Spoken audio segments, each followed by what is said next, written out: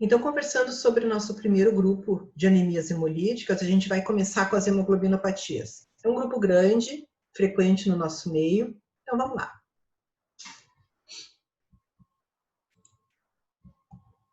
Então, a molécula de hemoglobina, né? Então, é a principal proteína dentro da hemácia. Ela é constituída por um tetrâmero. Aqui aparecem 4 cores diferentes, mas ela, na verdade, são 2 dímeros. Então, são 2 cadeias polipeptídicas iguais.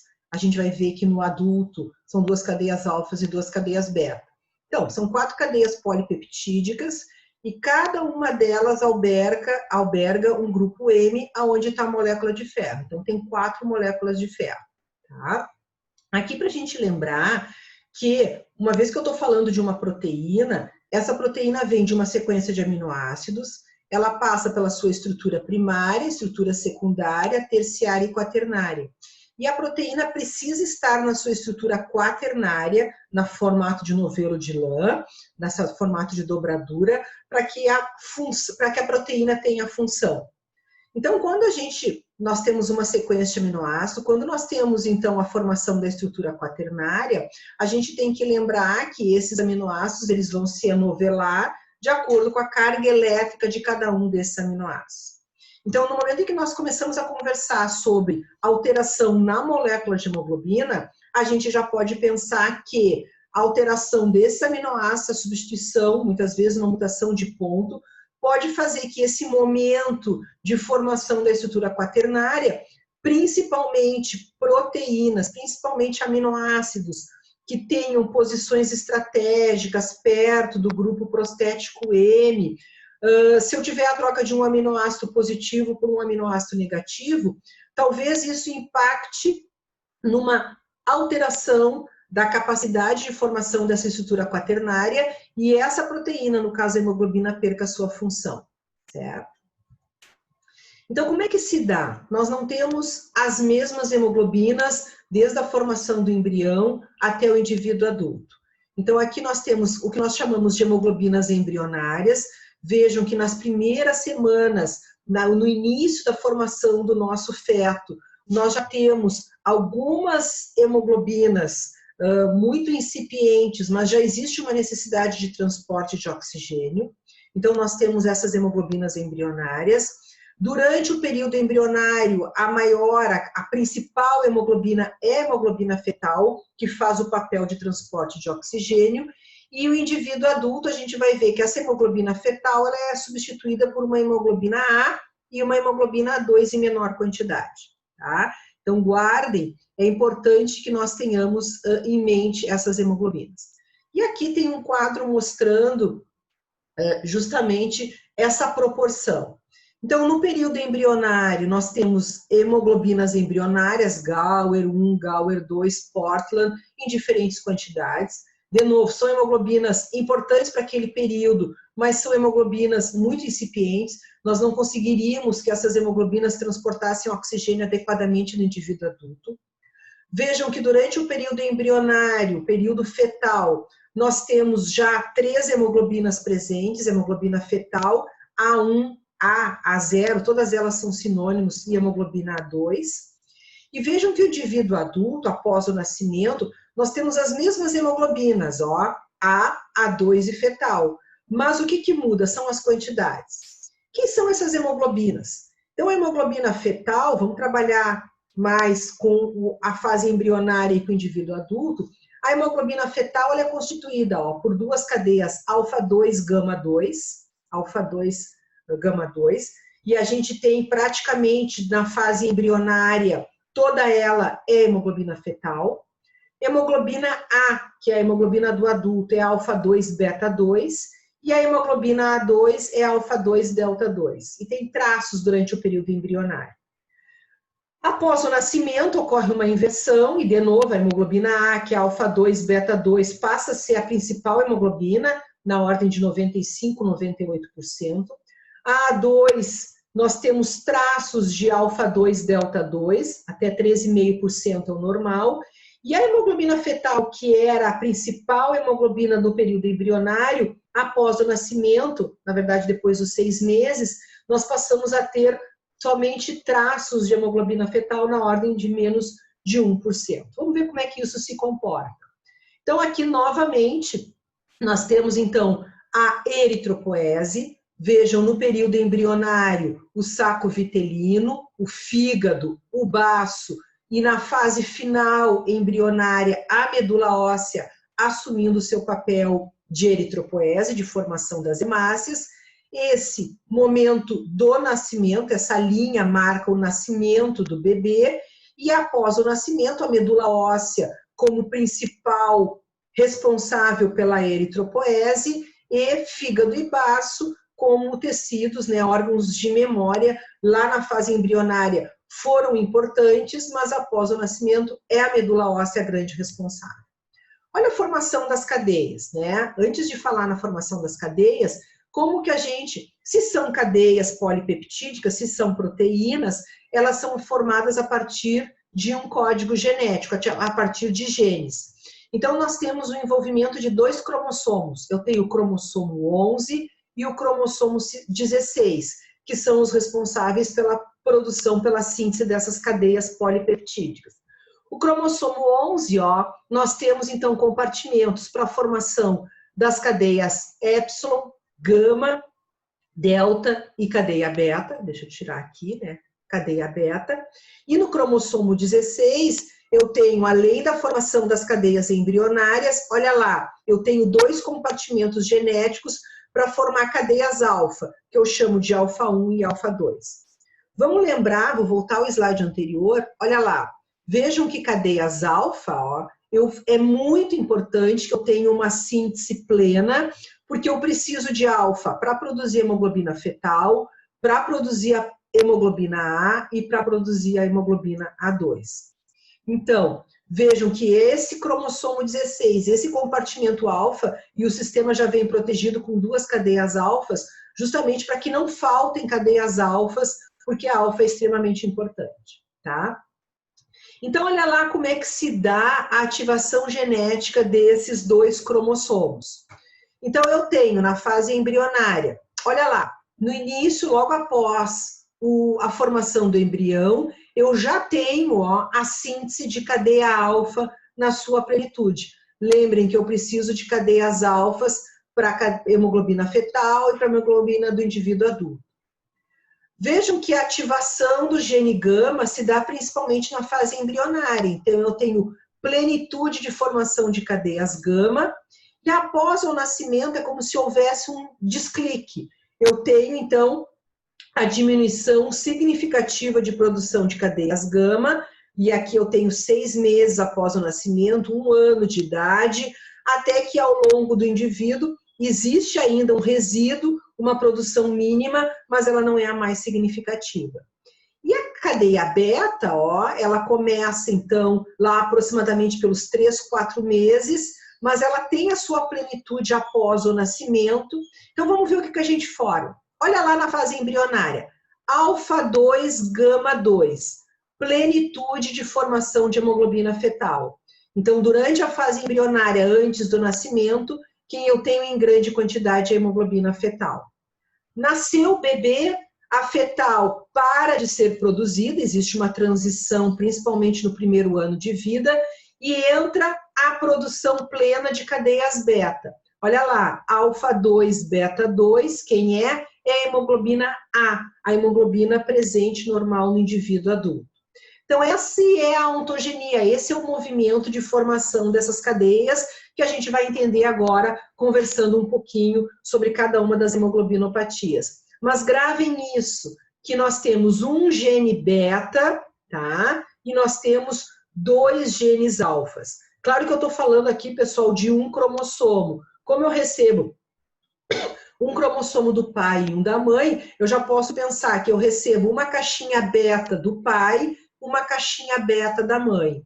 E em relação aos genes alfa, eu vou receber 2 genes alfas de um cromossomo do pai e 2 da mãe. Então, eu tenho 4 componentes, 4 genes para a produção de cadeias alfa no indivíduo e 2 genes beta para uma produção normal. Guardem isso, porque a gente vai conversar daqui a pouquinho.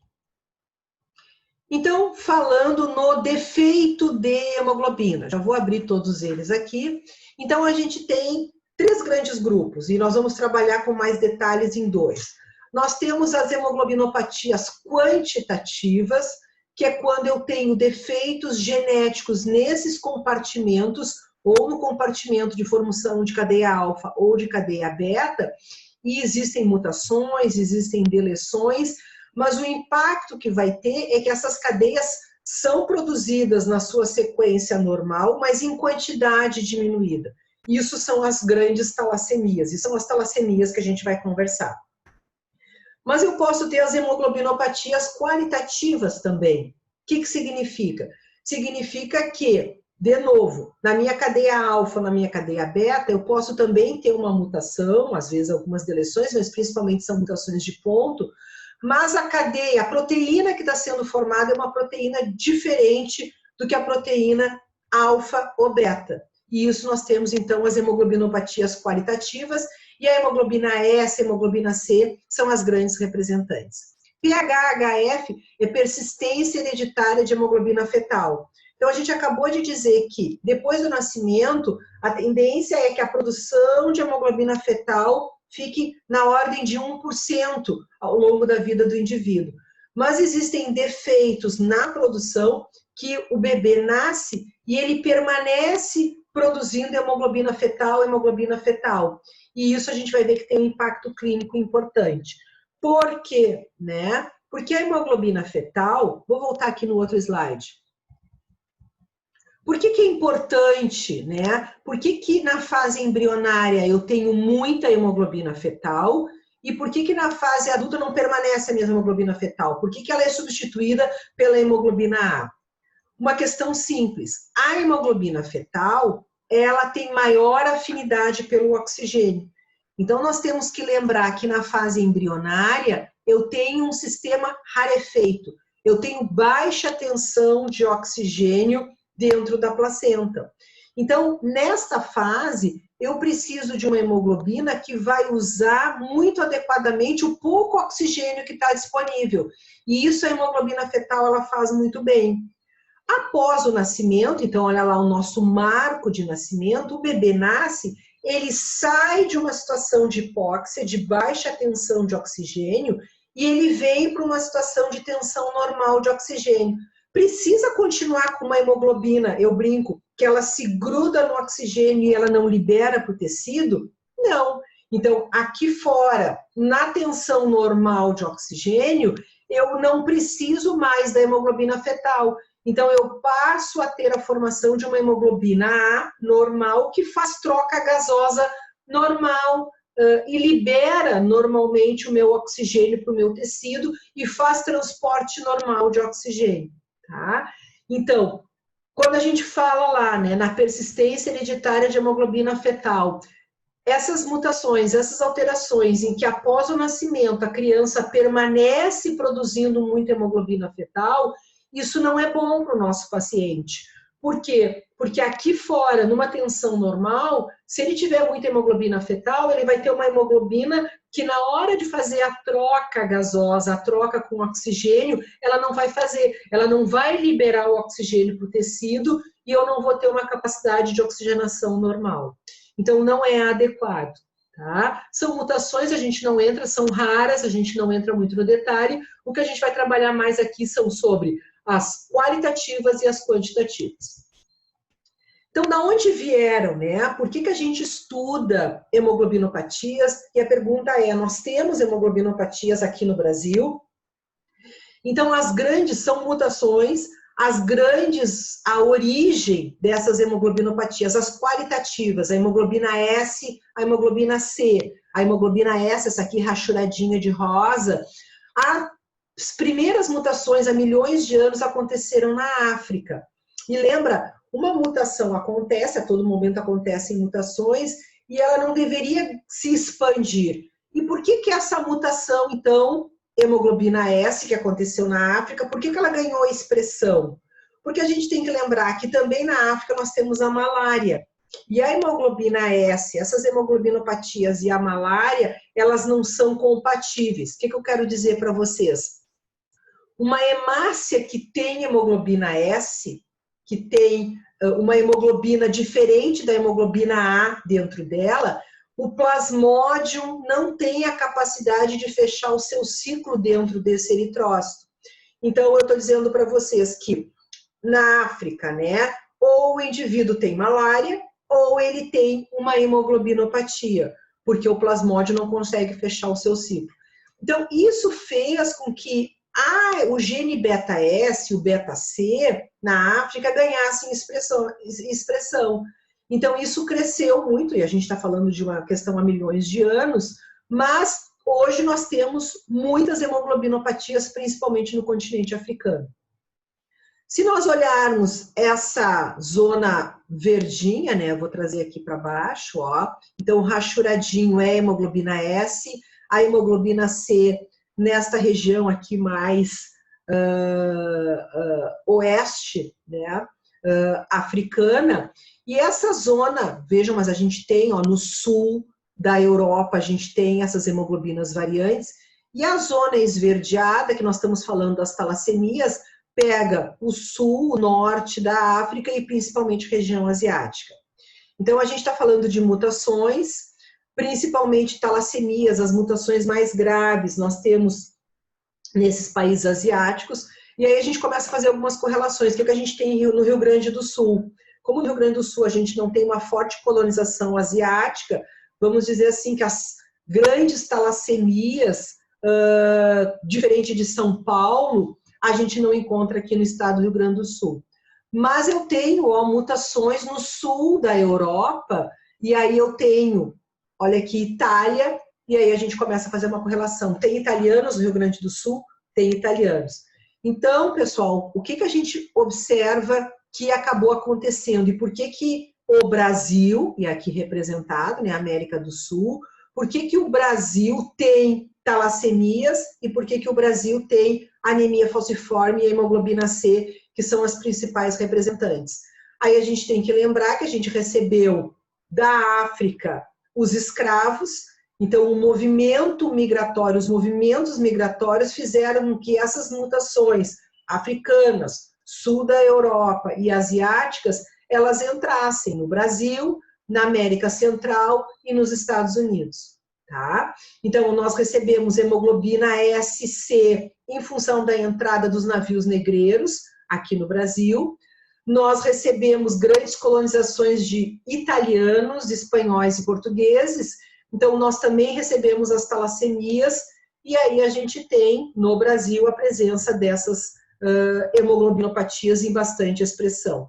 Se vocês olharem aqui, ó, Chile e Argentina, que eles não tiveram escravos, não trouxeram, eles têm taxas diminuídas de hemoglobina S e C. Na verdade, eles têm talassemias, porque muitos italianos migraram para a região da Argentina. E, novamente, Estados Unidos, que recebeu os navios negreiros, né, receberam os negros para suas colheitas, também tem as hemoglobinas S e C de forma importante, de forma significativa. Então, a gente começa conversando primeiro sobre as hemoglobinopatias estruturais. Então, fazendo um levantamento, esse é um banco de dados, a gente já tem 1.819 mutações descritas, sejam elas deleções de ponto, sejam elas mutações de ponto ou deleções. A maioria são mutações de ponto, e a principal representante, as principais, hemoglobina S e C, são as mais prevalentes. Quem é a hemoglobina S? A hemoglobina S é uma mutação no códon 6, a substituição de um ácido glutâmico por uma valina, e a hemoglobina C também é uma mutação no códon 6, a mutação do ácido glutâmico por uma lisina.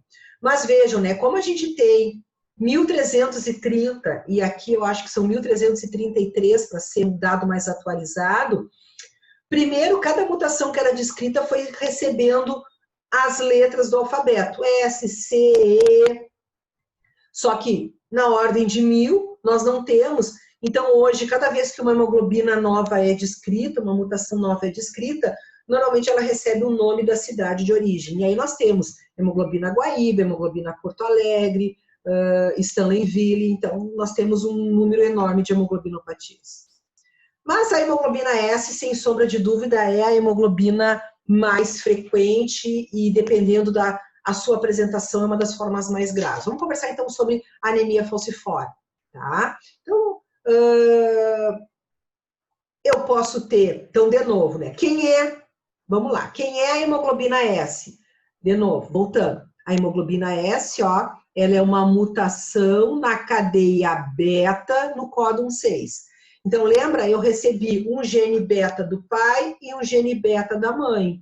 Então, eu posso ter recebido uma mutação beta 6 do pai e uma mutação beta 6 da mãe. Então, eu digo que eu tenho uma homozigose e eu tenho um indivíduo homozigoto para o gene beta S, é um paciente clássico com anemia falciforme. Mas eu posso ter recebido, ó, um gene beta normal do pai ou da mãe e um beta S. E aí eu chamo esse indivíduo de traço falciforme. Então, como eu tenho muitas combinações, como eu tenho 2 genes beta, eu posso ter recebido, ó, um beta S, um beta C, um beta S, um beta D. Então, as combinações, quando nós conversamos sobre hemoglobinopatias, elas são as mais variadas possíveis. Algumas combinações dão quadros clínicos severos, outras combinações dão quadros clínicos mais anêmicos.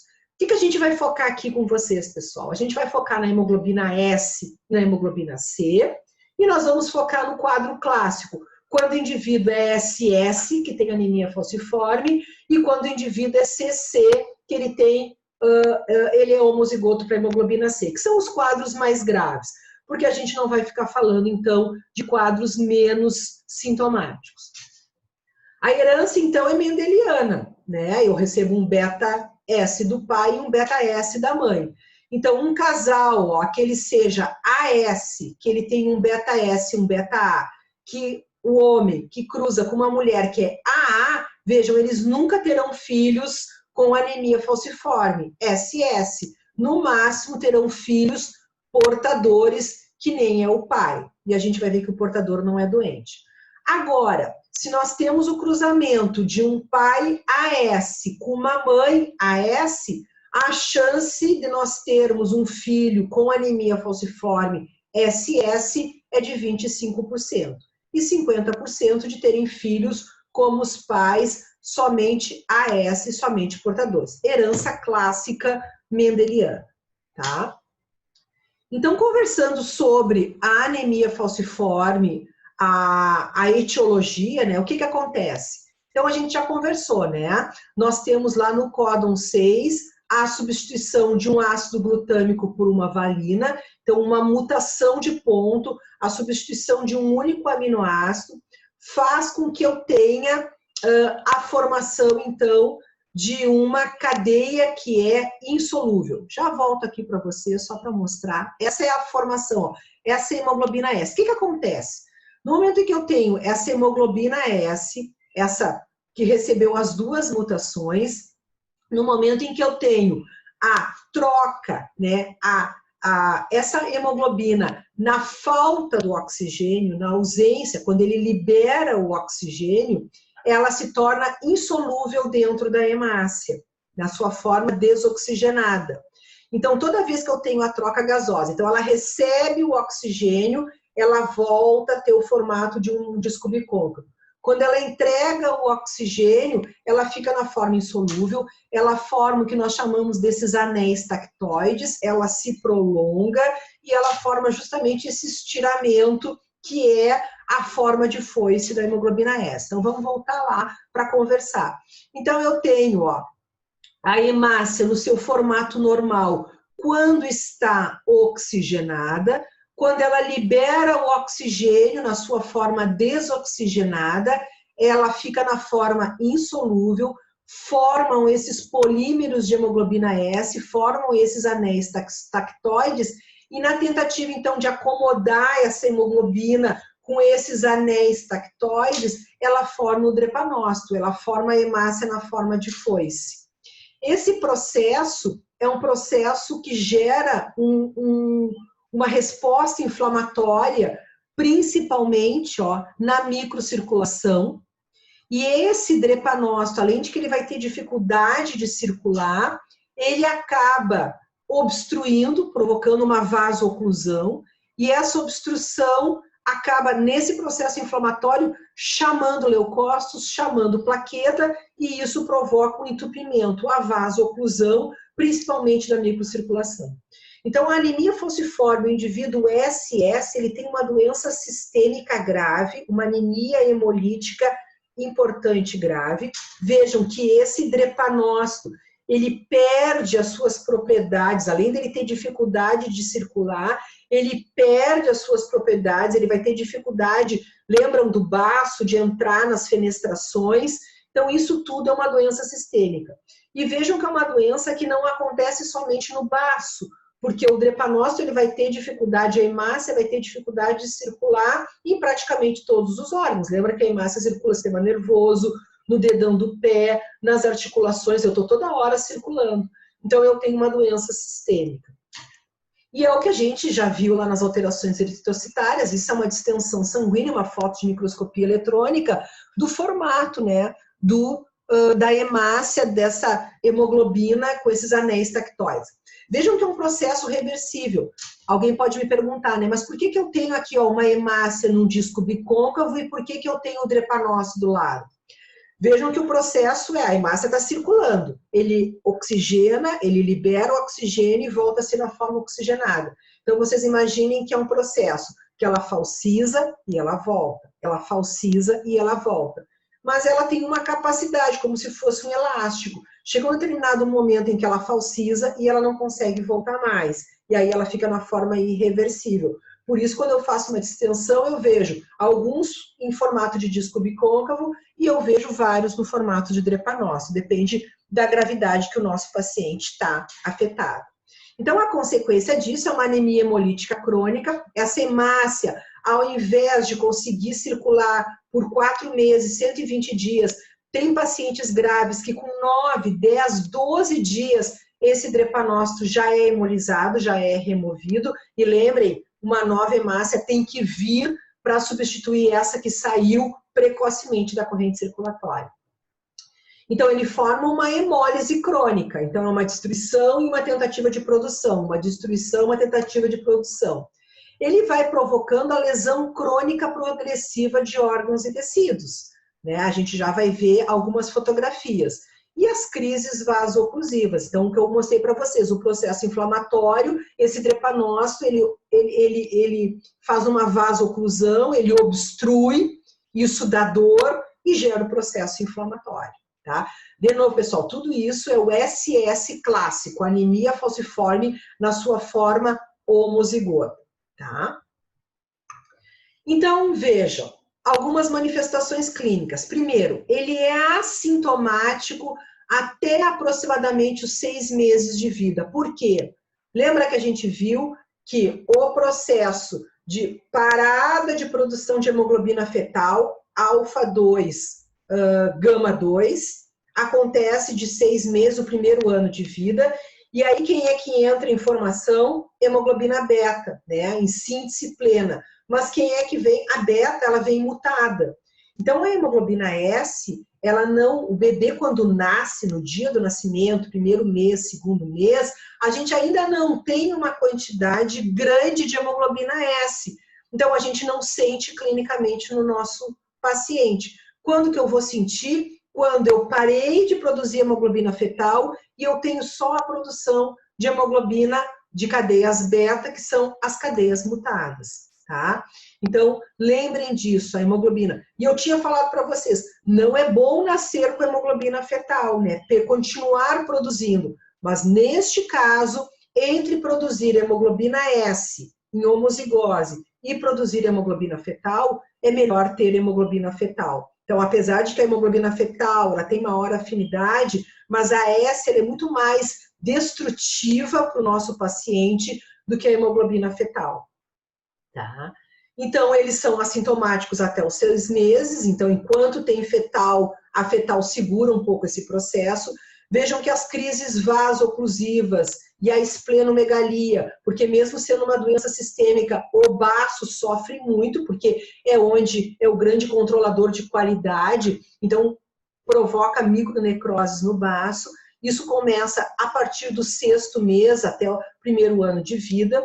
Eles fazem essa síndrome mão-pé, porque as articulações, principalmente, então eles têm muitas crises dolorosas e eles fazem processos inflamatórios nas articulações, principalmente de mãos, joelhos e pés. E processos, né, alterações ósseas e articulares que a gente vai ver. Então, o que eu falei para vocês, eu vou já mostrar uma fotografia, eles têm uma doença sistêmica. Eles têm muita susceptibilidade a infecções e um dos tratamentos é profilaxia com antibiótico, porque eles tinham alta mortalidade, porque eles fazem infecções fulminantes, esses pacientes. Eles têm crise de sequestro esplênico, que é uma complicação grave. O baço, por alguns sinalizadores, ele sequestra os eritrócitos e o paciente faz uma esplenomegalia, crises hemolíticas, crise aplásica, está produzindo e muitas vezes ele para de produzir, crises megaloblásticas, porque lembram, ele está destruindo e ele está produzindo isso ao longo de toda a vida, então ele vai precisar de nutrientes, vocês viram as anemias megaloblásticas, então ele vai precisar de reposição de vitamina B12, de ácido fólico, porque ele vai esgotando essas reservas e são complicações desses pacientes com anemias hemolíticas. Então, aqui só para mostrar para vocês a lesão de múltiplos órgãos. Então, uma vez que a hemácia circula por tudo, todos eles o drepanócito. Então, a gente tem lesão pulmonar, a gente tem todo o sistema circulatório muito comprometido nesses pacientes com anemia falciforme. Nós temos alterações ósseas, e a gente já vai ver algumas fotos, porque lembram que a gente tem eritropoese dentro da medula óssea. E é uma eritropoese que ela é prejudicada já nos primeiros meses de vida. Então, eu precisaria de um osso saudável, né, de uma medula saudável, para que eu também tivesse um crescimento ósseo saudável. Então, vocês vão ver que eles têm um disparamento no prolongamento de ossos, muitas vezes malformações, né, pernas mais alongadas, braços mais alongados, porque tu tem uma eritropoese truncada acontecendo e o osso também está tentando se formar. Rins também, porque né, a gente tem a circulação e o drepanócito, vejam, ele vai provocando lesões crônicas em todos esses órgãos, né? Fígado, baço, todo mundo é prejudicado. Algumas fotografias para a gente ver. Então, a dificuldade de fechar, a dificuldade desse drepanócito na corrente circulatória. Então, no momento em que nós temos lesões, como o diabético, eu não consigo fechar feridas abertas. Olha lá o que tem a icterícia. Então, eles têm hemólise aumentada, eles têm muita bilirrubina indireta, porque é uma hemácia que está sendo destruída em grande quantidade. E lembra, eu não tenho um fígado capaz de metabolizar adequadamente os anéis de protoporfirina, então acaba retendo muita bilirrubina indireta e a icterícia, principalmente quando eles estão em momentos de crise. O que eu comentei com vocês, ó, o prolongamento, parece que esse dedo é mais curto, mas provavelmente o prolongamento de ossos, e a gente tem isso nos dedos, nos braços, nas pernas, né? Então alterações ósseas importantes. Aqui o vermelhinho mostrando o acúmulo, né, de drepanócitos na microcirculação, então a crises mão e pé, crises dolorosas, e eles formam esses processos inflamatórios. E aí o que a gente vê, né? A gente às vezes não vê a clínica, mas o que impacta para nós em termos de hemograma? Vou resumir o hemograma, olha lá, então eu tenho a presença do drepanócito, eles fazem hemogramas clássicos. A hemácia em alvo também é outra coisa que aparece, então o drepanócito, lembrando, né, olha lá o ângulo reto, isso aqui não são eliptócitos, se vocês olharem, todos eles têm as pontinhas, então se vocês encontrarem eliptócitos nessa lâmina, é muito provável que sejam drepanócitos, formas intermediárias. O mesmo não acontece lá nas lâminas de eliptocitose hereditária, lá não tem drepanócitos, tá? Então esses são achados, ó, drepanócitos, a hemácia em alvo, são achados bem frequentes de nós encontrarmos. O que eu vou encontrar também, aqui não está tão nítido, isso aqui não é uma hemácia em alvo, eu vou encontrar policromatofilia, porque eles têm reticulócitos aumentados. Eu posso encontrar eritroblastos, vejam, todos os marcadores de atividade eritropoética vão estar presentes num paciente com anemia falciforme. Eu encontro, aqui não está muito bonitinho, mas eu encontro corpúsculos de Hall-Joly, de novo, eritropoese aumentada. Esses pacientes, eles fazem um quadro de autoesplanectomia, então ele tem o baço, mas a microcirculação, os pequenos infartos que acontecem, acaba que o baço está ali, mas ele fica totalmente inoperante, e o Hall-Joly é um marcador, né, ele aparece em pacientes sem o baço. Tratamento, pessoal, desses pacientes, então são tratamentos paliativos. Hoje tem o transplante de medula óssea, acredito, a Patrícia vai dar uma aula para vocês de transplante no final do semestre, mais para o final. Então, o transplante é o tratamento curativo. Então, enquanto eles não chegam, né, quem não consegue o transplante, eles têm tratamentos paliativos, mas um grande tratamento é um quimioterápico, a hidroxureia, hoje dado, é um medicamento distribuído pelo Estado. O que faz a hidroxureia? A hidroxureia, ela, um efeito colateral, é dada em baixas dosagens. A hidroxureia, se vocês olharem nos protocolos de tratamento de câncer, de leucemia, é uma droga usada, mas aqui ela é usada em pequenas dosagens. A hidroxureia, ela ativa a síntese de hemoglobina fetal. Vamos pensar que é um efeito colateral da hidroxureia. Então, lembra, esses pacientes, entre ter hemoglobina S e ter hemoglobina fetal, é preferível que eles tenham hemoglobina fetal. Então, assim, tratamento clássico, né? Não vamos falar nem dos tratamentos paliativos, tratamento contra dor, eles chegam a usar morfina, porque essas crises vasoclusivas são extremamente dolorosas. Podem receber transfusão se eles estão em quadro de anemia muito severo, mas é uma transfusão controlada também para não aumentar a viscosidade. Mas, então, basicamente, tratamento curativo, transplante de medula óssea. Tratamento clássico desses pacientes, uso de hidroxureia, já quando crianças, ainda distribuído pelo Estado, porque a hidroxureia aumenta a síntese da hemoglobina fetal nesses pacientes. Olha lá, vou baixar aqui. Agora eu estou falando do taço falciforme. Até então eu vinha falando sobre o SS. Agora eu vou falar sobre o AS. Esqueçam tudo que eu disse até agora. O AS também é, né, uma herança mendeliana, mas lembram, ele está produzindo 50%. Ele recebeu um beta-A normal e ele recebeu um beta-S alterado. Esse paciente, ele é completamente assintomático, aqui representado de laranjinha. Olha lá, o SS é tudo que eu acabei de falar, anemia falciforme, anemia hemolítica, grave, severo. O AS não tem nada. Então vejam que esse 50% de hemoglobina A dá uma condição de vida normal para o nosso paciente.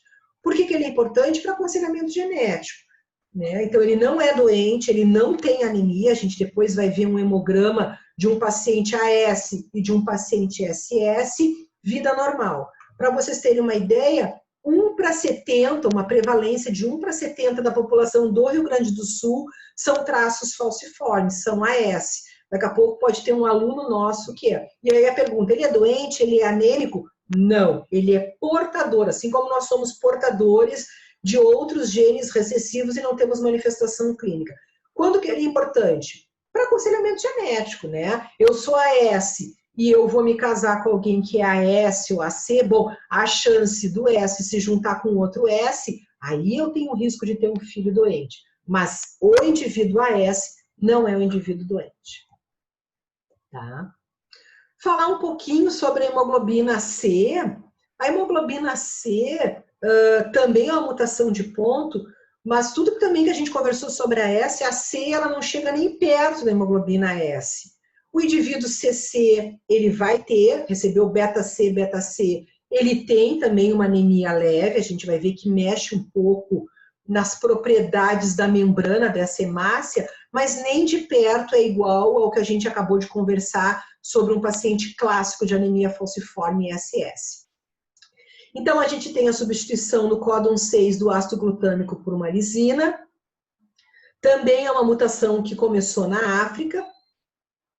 e ele deu, né, a proteção à malária fez com que houvesse o aumento do gene beta-C, recebemos a hemoglobina C também com a vinda dos africanos para o Brasil, mas ela desencadeia uma anemia hemolítica de branda a moderada. E a clínica?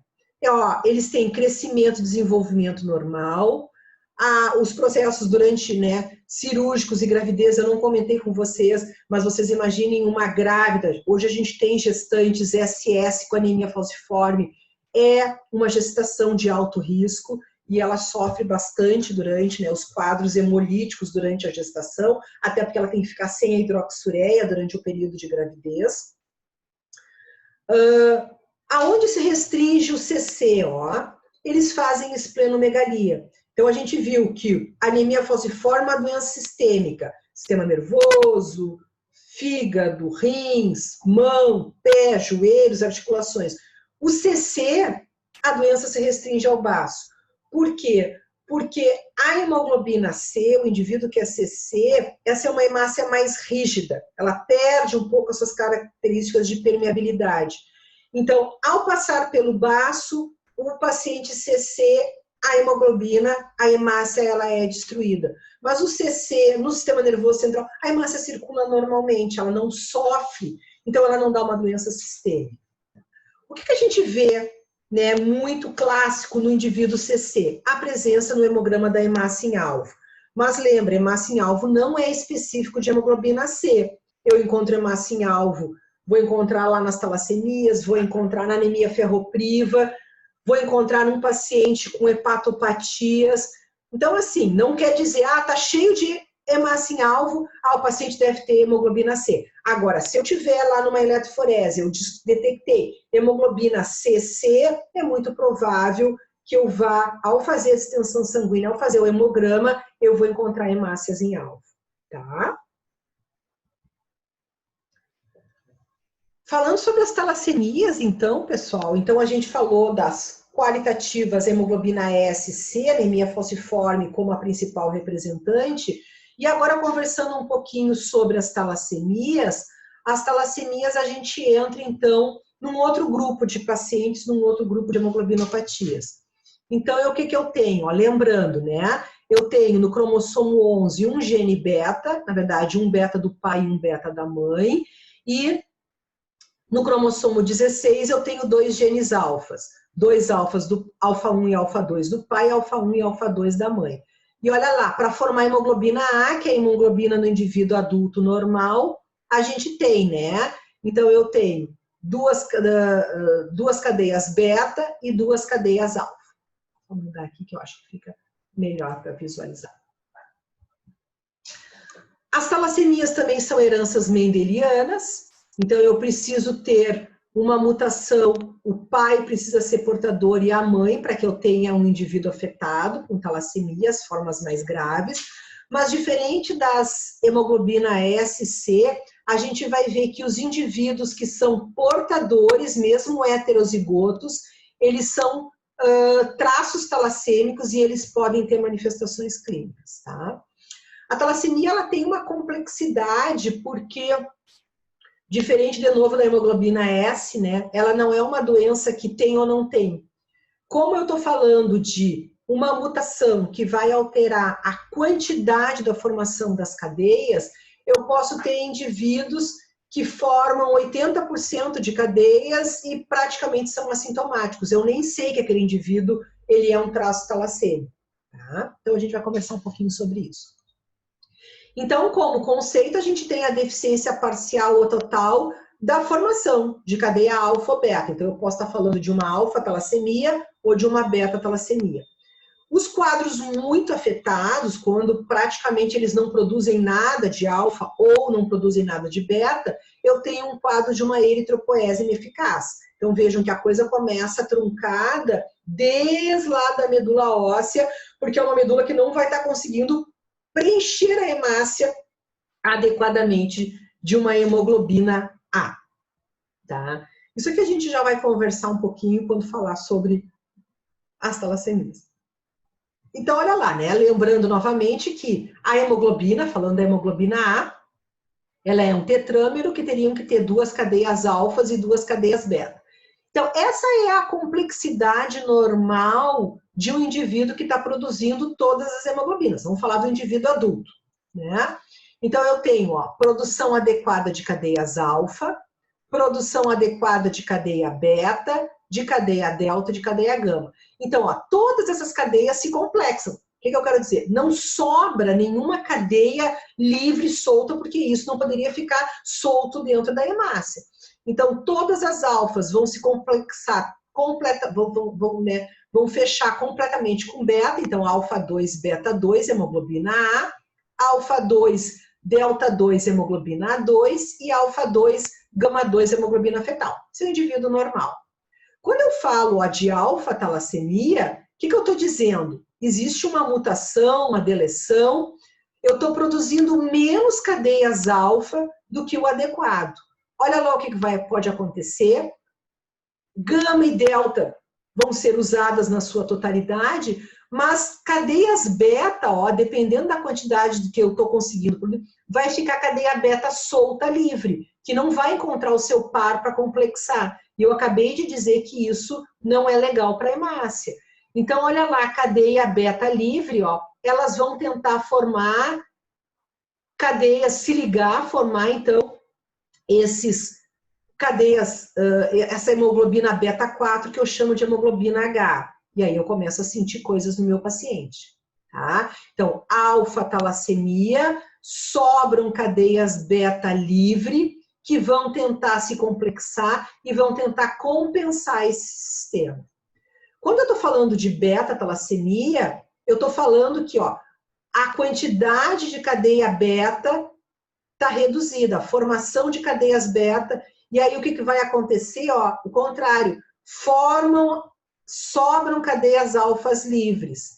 E aí eu tenho, ó, essas cadeias alfas tentando compensar, elas vão tentar se ligar com gama ou vão tentar se ligar com delta, né? De novo, elas não vão ficar muito livres, algumas até ficam formando corpos de raiz, mas eu posso ter uma compensação, ó, aumento de hemoglobina A2, que é alfa 2, delta 2, ou aumento de alfa 2, gama 2, que é hemoglobina fetal. Aqui eu estou representando em duas situações. Aqui é uma redução parcial de cadeia beta e aqui é uma redução total de cadeia beta. A gente vai ver o que isso clinicamente significa para os nossos pacientes. Tá? Então, de novo, ó, beta-talassemia. Então, eu tenho a situação normal e eu comentei com vocês, eu tenho graus diferentes de beta-talassemia. Eu tenho um indivíduo que tem uma redução pequena de formação de cadeia beta. Digamos aqui, eu tenho um indivíduo que está produzindo 50% das cadeias betas e eu tenho um indivíduo que não produz nada de cadeia beta. São diferentes mutações, a gente tem mais de 300 mutações descritas e eu tenho que entender o que está acontecendo com o meu paciente. O cara normal, não tem anemia, não tem nada. Vejam que esse paciente que tem uma redução pequena, ele praticamente tem um quadro normal. Muitas vezes ele não chega a ter nem anemia, e o quadro clássico da anemia é uma anemia microcítica e hipocrômica. Vejam que esse indivíduo que está produzindo 50% de cadeia beta, ó, ele já tem uma anemia mais importante detectada a nível de hemograma, uma anemia microcítica hipocrômica bem mais significativa, provavelmente que vai ser investigada. E esse indivíduo, ó, que não produz nada, bom, esse já tem uma complexidade maior. Vejam que ele tem uma anemia severa, um quadro grave, a gente vai conversar sobre ele, mas é um paciente muito comprometido, tá? Então aqui eu tô falando de um paciente praticamente que às vezes nem anêmico é, aqui eu tô falando de um traço talassêmico, uma anemia leve, e aqui eu tô falando de uma anemia severa, importante, que mexe na qualidade de vida do meu paciente. Aqui, lembra, ó, só para a gente ver como a complexidade das talassemias, a gente está falando, aqui o laranjinha são os genes beta, ó, eu recebi um beta do pai e um beta da mãe. Aqui é beta normal, beta normal. Vejam aqui, eu posso ter recebido uma beta normal e uma beta zero, que eu chamo, uma mutação grave. E aí, mas como resultado final, ele está produzindo 50% de cadeias beta. Então, ele não é um paciente ainda clinicamente grave. Esse indivíduo, ó, ele está produzindo 75% de cadeias beta. Também, às vezes, passa desapercebido. Agora, olha esse paciente, ó, recebeu uma mutação grave, não produz nada pelo pai, não produz nada pela mãe. Então, esse é um indivíduo importante.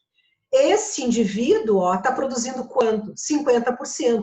Então, vejo que apesar dele ter recebido uma mutação do pai e uma mutação da mãe, que às vezes é diferente, mas ele tem um comportamento quase igual a esse casal, aonde um não tem mutação e o outro tem uma mutação grave. Né? Então, vejam que a gente geneticamente vai ter que conversar sobre esses pacientes. E esse indivíduo está produzindo quando? 25% das cadeias. Tá? Então, voltando ali o slide anterior, né? Vejam, o indivíduo que produz 75% deve estar categorizado neste grupo. Os indivíduos que estão produzindo 25% ou não produzem nada, praticamente entra nesse grupo de mutações. Bom, pessoal, só voltando lá. Agora, ó, a gente vai conversar sobre a forma grave da talassemia beta, né? Então, a forma grave da talassemia beta, eu tenho uma eritropoese ineficaz. Então, eu tenho a coisa truncada desde a medula óssea. Então, eu tenho, lembram, falando da talassemia beta, então eu tenho a sobra de cadeias alfa soltas, né? Vai tentar compensar em fetal, vai tentar compensar em A2, mas eu tenho uma eritropoese ineficaz. E eu, ao não conseguir preencher corretamente a minha hemácia de hemoglobina, porque eu não estou conseguindo formar hemoglobina A tendência é que essa hemoglobina fique de menor tamanho, ela seja microcítica. Vejam que esses pacientes têm alterações ósseas importantes. Aqui, nesse caso, o excesso de ferro, né, o ferro que sobra, ele pode se depositar no fígado, no coração, e ele pode ter complicações hepáticas, complicações cardíacas importantes. Vamos ver uma foto.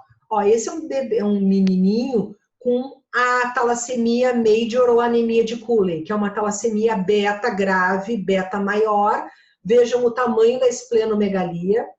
Então, vou fazer um resumão aqui, ó. Então, são aqueles indivíduos que têm ou duas mutações graves, mas ele não produz cadeia beta, praticamente, ou produz muito pouco. Olha o nível de hemoglobina que eles ficam, de 2 a 3 gramas por decilitro. Eles têm uma microscopia, uma poliquilocitose importante. Eles são microcíticos e hipocrômicos, com 2 de hemoglobina. Eles fazem hepatosplenomegalia. Eles têm icterícia, alterações ósseas, retardo no crescimento. Vejam que eles têm reticulócitos, eritroblastos aumentados, eles têm uma policromatofilia importante e eles são dependentes de transfusão. Então, eu volto à fotografia, olha os achados de microscopia, uma anemia importante, microcítica hipocrômica. Aqui são bombinhas para retirar ferro. Como eles são dependentes de transfusão, eles estão liberando ferro pela hemólise e eles estão recebendo ferro também, porque tem alguns pacientes que chegam a receber de 2 a 3 transfusões por mês, porque uma hemoglobina de 2 a 3 gramas por decilitro, ela é uma anemia severa, grave. Então, enquanto eles não têm o tratamento curativo, que é o transplante de medula óssea, vai ser necessário dar transfusão sanguínea para esses pacientes, tá? Então, muitos não chegam em idade adulta. Então, mas aqui eu estou falando da talassemia severa, talassemia beta, daquele indivíduo que praticamente não produz nada de cadeia beta. Diferente, pessoal, ó, desse indivíduo que ele está produzindo 50%, 75% de cadeias beta. Esse nós chamamos do traço talassêmico beta. Ele também faz uma anemia, fica entre 9 e 12 de hemoglobina, mas olha aqui, ó, vocês tiveram aula de anemia ferropriva, e aí o importante é diferenciar. Por quê? Porque é uma anemia microcítica e hipocrômica. Quem é também uma anemia microcítica e hipocrômica? O paciente deficiente de ferro, anemia ferropriva. Então, chega no laboratório um paciente anêmico, ou chega na clínica médica um paciente anêmico, com um hemograma. Lembra que o hemograma vai ser um direcionador para o médico para ele começar a classificar as anemias. Uma anemia microcítica hipocrômica. O que ele vai pensar? Ferro, porque é a anemia mais prevalente. Aqui eu estou falando o quê? De um defeito genético.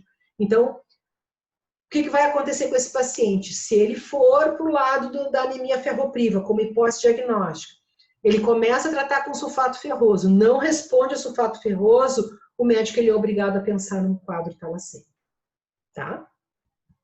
E só para a gente fechar, então, falar um pouquinho sobre talassemia alfa. Olha lá, então, para que o paciente tenha talassemia alfa, lembra que ele tem 4 genes, vejam que faltar um, praticamente o paciente é normal.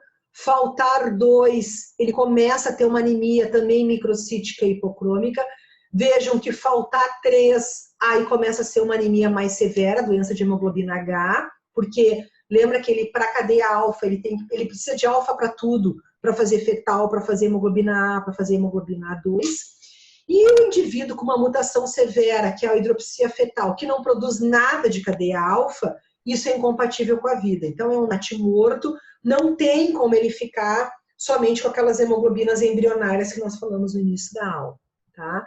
Então, a mesma coisa, né? O mesmo quadro quantitativo, o indivíduo normal, o indivíduo que tem uma mutação e que a redução é pequena, mas ele vai ter, praticamente, ele não tem anemia, e claro que o indivíduo que tem uma redução de 50% já começa a impactar numa anemia microcítica hipocrômica, e esse quadro severo, isso é incompatível com a vida. Não produzir cadeia alfa não tem como se manter nem com transfusão, normalmente é o natimorto, tá? E para a gente fechar, de novo, né, porque a gente tem, né, as diferentes mutações e os quadros diferentes, a gente vai falar um pouquinho quando falar no diagnóstico, tá? Então, beta-talassemia ou alfa-talassemia são doenças genéticas também, mendelianas, mas a gente tem que conversar, tem que saber um pouquinho sobre as mutações e sobre a gravidade. A gente tem que olhar o hemograma e ver o grau de anemia e o grau de microcitose que esses pacientes têm, tá? Falando sobre o hemograma, né, que a gente vai ter desses pacientes, olha lá então, eu tenho uma hemoglobina de 8, um VCM de 70, então é importante que esses pacientes tenham, eles têm uma anemia microcítica e às vezes ou não hipocrômica, e muitas vezes eles vêm com poiquilocitoses importantes, olha lá, tem alvo, tem gota. E um achado, no caso da beta-talassemia, a presença do pontilhado basofílico é um marcador bem interessante também, quando existe a suspeita que essa microcitose pode não ser desencadeada por ferro, mas desencadeada por um processo talassêmico. Tá? Então, anemia, exemplos de anemia microcítica, a hipocromia, dependendo do grau da anemia. Tá, pessoal? Então, também a gente encerra aqui para continuar falando sobre diagnóstico.